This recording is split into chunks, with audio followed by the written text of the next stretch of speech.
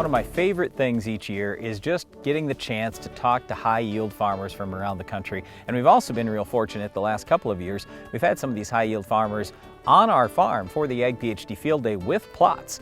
So today we wanted to talk about some of the tips we've learned from some of the highest yielding wheat farmers in the country. All right, in corn and soybeans, we often say you just can't give up on that crop too early. The same is true in wheat, that too many people are giving up too early in the season, not sticking with it all the way to the end. Now that said, the early season management is really critical on wheat. Wait, let's start with, you made the comment, don't give up too early.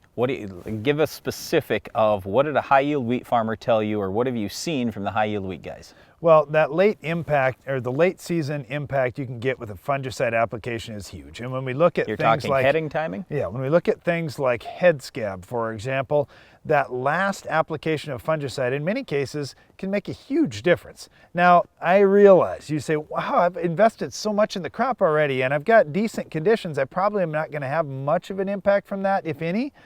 All right, but look at how inexpensive these fungicides are. They've come way down in price, and many of the top yielding guys weren't necessarily using the premier product in the market. Now that said, Prosaro and Caramba are the best ones for head scab. If you have head scab, you have to use those. But if you say, you know, it's a year, I'm probably not going to have head scab, but I still want to do that late fungicide application, things like generic Folicure have done very well at improving yields late season and improving plant health as well. For only $2 an acre. So $2 for the low treatment, or you're in the $10 to $15 range for the high treatment Prosaro or Caramba.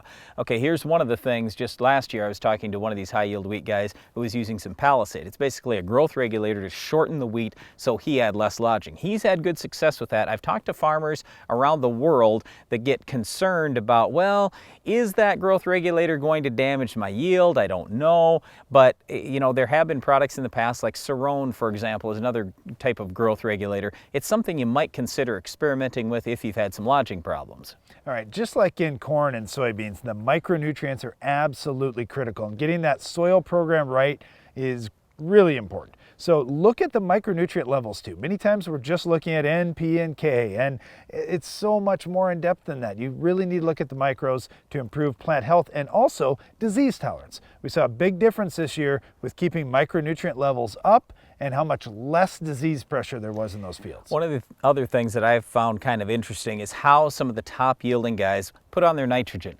It depends a lot on what area of the country they're from. In the drier areas, it feels to me like most of the guys are putting their nitrogen on early. They're getting it done pre or very early in the post side. Whereas the guys that have lots of moisture, there isn't enough rain to get it into the ground. If you put it on late, you're just not going to get the full impact of that nitrogen. It's not only to get it into the ground and get it into the plant, but it's also in those high moisture conditions losing it. So in the drier areas of the country, yeah, they want to put the stuff on early. It seems like the farmers in the wetter areas of the country, they're getting tremendous yield, but they're spoon feeding it a little bit. They might put a little on early, and then they're doing some stream barring, and even a broadcast application of nitrogen around heading timing has bumped protein levels too. For some of those guys, I mean, they're just doing the nitrogen completely different. So we hate to tell you, oh, there's one way to do nitrogen. It all depends on your situation in your area of the country and how much rain you're getting. All right, two other things that I think are really critical, and this is one there's a difference between the wetter areas of the country and the dry areas too, is seed treatment usage and insecticide usage. Now, in many of the drier areas of the country where wheat is grown, guys are not using a seed treatment, and I don't understand why. The highest yielding guys say, wow, you can't go away from that, and I realize it doesn't pay every year, but some years it pays so big that on average you've got to be doing that on your farm. And the other is insecticide.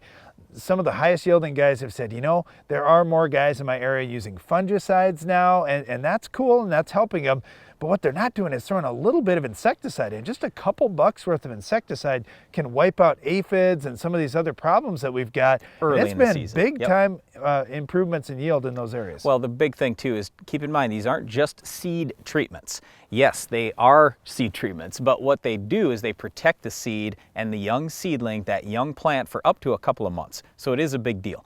One last thing I'd say when you mention insecticide, some people are bumping the rate on insecticide if they've got more bug problems in their areas. But yeah, there are a lot of different things you can do to increase wheat yield on your farm. Again, do some experimenting, but there are definitely lessons we've picked up from these high yield wheat farmers that have helped us on our own farm. There are a lot of important things there that we talked about. One that we didn't mention is weed control. We'll show you how to stop our weed of the week coming up next.